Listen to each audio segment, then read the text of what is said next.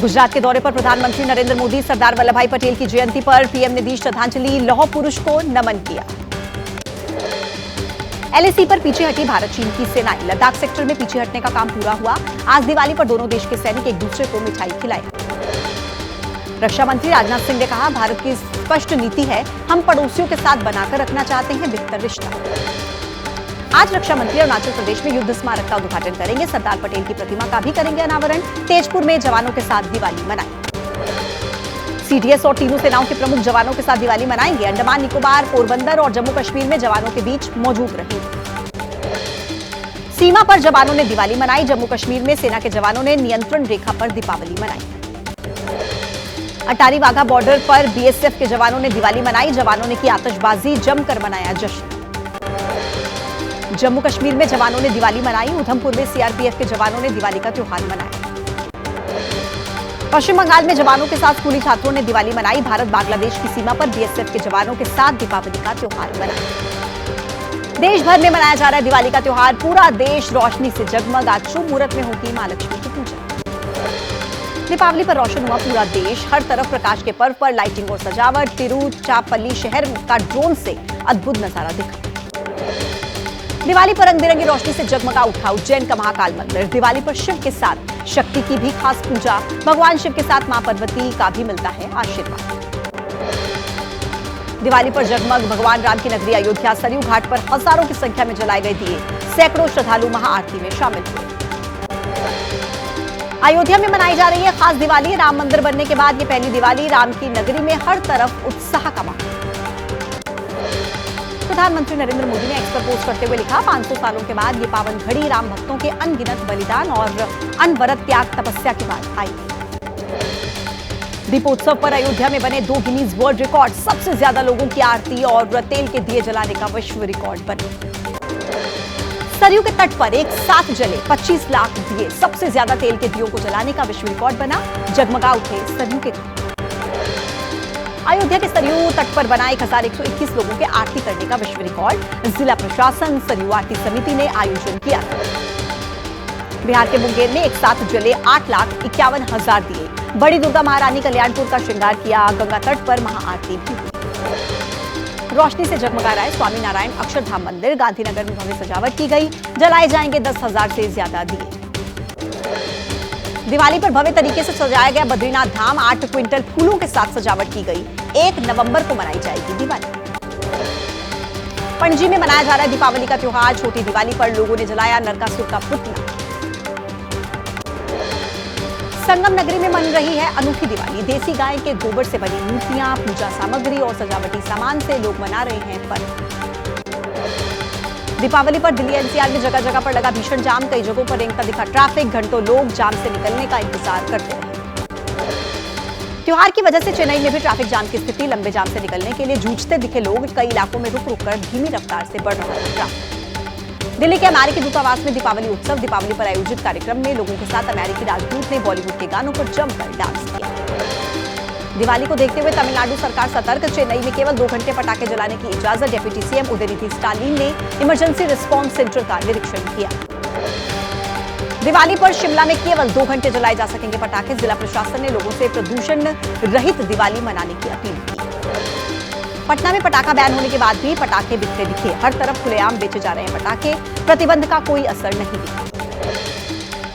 त्योहार पर कड़ी सुरक्षा व्यवस्था। यूपी के रायबरेली में आईजी ने वृद्ध आश्रम पहुंचकर बुजुर्गों को दिवाली तोहफा दिया। फ्लैग मार्च भी किया। मध्य प्रदेश के मुख्यमंत्री मोहन यादव ने भोपाल में गरीब बच्चों के साथ दिवाली का त्योहार मनाया। गांधीनगर बस्ती में बच्चों और सफाई कर्मियों के साथ दीपावली मनाई। उत्तराखंड के मुख्यमंत्री पुष्कर सिंह धामी ने देहरादून में कुम्हारों से मिट्टी के दीपक खरीदे। कहा कि पीएम मोदी की बदौलत लाखों कलाकारों को पहचान मिली। और अगले सेगमेंट में आपको दिखाते हैं देश से जुड़ी कुछ और बड़ी खबरें फटाफट अंदाज में। केंद्रीय मंत्री अमित शाह का गुजरात का दौरा। 1100 कमरे वाले यात्री भवन का उद्घाटन करेंगे। स्वामीनारायण मंदिर में दर्शन पूजन भी करेंगे। ग्वालियर में आज से आरएसएस के प्रचारकों का प्रशिक्षण शिविर। 31 संगठनों के प्रचारक हिस्सा लेंगे। मोहन भागवत भी होंगे शामिल। केंद्र शासित प्रदेश जम्मू कश्मीर का स्थापना दिवस। उपराज्यपाल मनोज सिन्हा मुख्य अतिथि होंगे। सीएम उमर अब्दुल्ला शामिल नहीं होंगे। नौकरशाहों के अलावा नेशनल कॉन्फ्रेंस और कांग्रेस के विधायकों को भी निमंत्रण मिला। दोनों दलों के विधायक शामिल नहीं होंगे, कहा कि ये काला दिवस। बिहार विधानसभा उपचुनाव के लिए जनसुराज को मिला चुनाव चिन्ह। स्कूल का बस्ता चिन्ह पर लड़ेंगे चारों प्रत्याशी। असम के मुख्यमंत्री हिमंत बिस्वा शर्मा ने आरोप लगाया, राज्य में बेरोजगारी है, झारखंड सरकार नहीं रखती युवाओं का ध्यान। आयुष्मान भारत पर केजरीवाल के आरोपों पर दिल्ली के एलजीबी के सक्सेना का बयान, कहा कि प्रचार की भूख ने लागू नहीं करने दी स्कीम।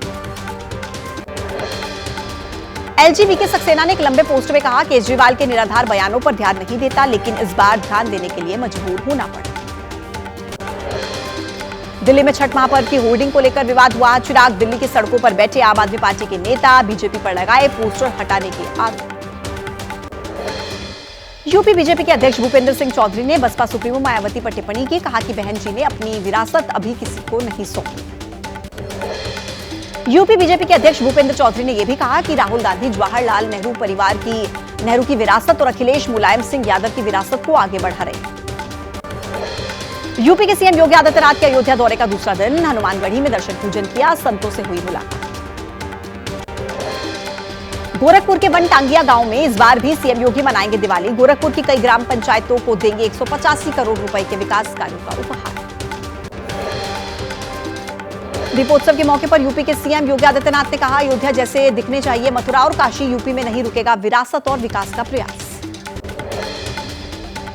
कांग्रेस के नेता दानिश अली ने कहा, अयोध्या के लोगों ने चुनाव में दिखा दिया, योगी आदित्यनाथ की नीतियों को आईना, राजनीति और धर्म नहीं मिला सकते हैं। सीएम योगी ने कहा, सनातन ने किसी को भी अहित किसी का नहीं किया, लेकिन सेक्युलरिज्म के नाम पर राजनीति करने वाले भारत की आत्मा को लहूलुहान कर रहे हैं। सपा प्रमुख अखिलेश यादव ने बीजेपी के बटोगे तो कटोगे के नारे पर पलटवार करते हुए कहा कि हम पीडीए के लोग जोड़ेंगे, पीडीए की ताकत से बीजेपी घबराई हुई।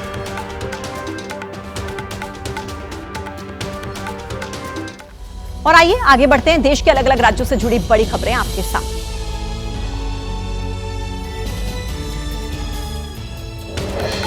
छतरपुर में बाबा बागेश्वर धीरेन्द्र शास्त्री ने कहा, एक महामूर्ख व्यक्ति हमें दे रहा है सोशल मीडिया पर ज्ञान, बोले बकरीद में बकरा खरीदने के बजाय पैसों को गरीबों में बांट।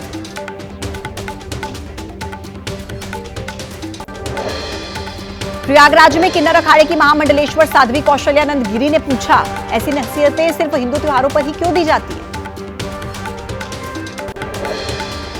पंजाब में सामने आया पराली जलाने का एक और मामला, अमृतसर में जलाई गई पराली, अटारी गांव का ये पूरा मामला। पंजाब के कई इलाकों में जलाई जा रही पराली, एसएसपी और पुलिस अधिकारियों ने बुझाई, किसानों से पराली न जलाने की अपील भी की। एबीपी शिखर सम्मेलन में आदित्य ठाकरे का बयान, असली नकली सबको पता है, ये लड़ाई महाराष्ट्र की अस्मिता की। शिवसेना यूबीटी नेता आदित्य ठाकरे ने कहा, बेरोजगारी की बात कोई नहीं करता, यूपी के लोग भी कहते हैं सारे प्रोजेक्ट क्यों गुजरात जा रहे हैं। एनसीपी पवार गुट के नेता जयंत पाटिल ने एबीपी शिखर सम्मेलन में कहा कि सुप्रिया सुले भी बन सकती हैं सीएम, अगली एनसीपी हम ही हैं। अजित पवार को लेकर बोले जयंत पाटिल, अजित पवार के साथ कोई भी नेता नहीं गया, गिरफ्तारी के डर से चले गए बीजेपी, अब एनसीपी एक पार्टी नहीं हो सकती। जयंत पाटिल के इस बयान पर बीजेपी के नेता प्रेम शुक्ला ने कहा, शरद पवार महाराष्ट्र में कुटिल राजनीति के लिए कुख्यात हैं, उनकी राजनीति अभी तक जारी है।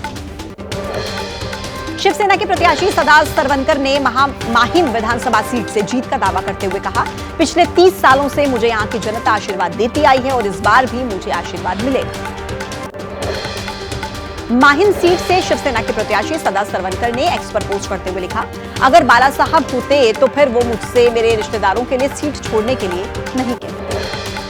बीजेपी का एनसीपी प्रत्याशी नवाब मलिक प्रचार करने से इनकार। शिवसेना सांसद नरेश महास्के ने कहा कि शिवसेना भी प्रचार नहीं करेगी, हमने उतारा है प्रत्याशी। एबीपी के शिखर सम्मेलन में नीतीश राणे का बयान, लव जिहाद के मामले में लड़कियों को धमकाते हैं, पूछा कि अगर शादी करनी है तो धर्म क्यों बदलवाते हैं। बाबा सिद्दीकी की हत्या पर जीशान सिद्दीकी का बयान, पुलिस ने कहा कि मैं जल्दी गाड़ी में बैठ गया और इसीलिए वो मुझे गोली नहीं मार पाए, जाते जाते भी पापा ने मुझे बचाया।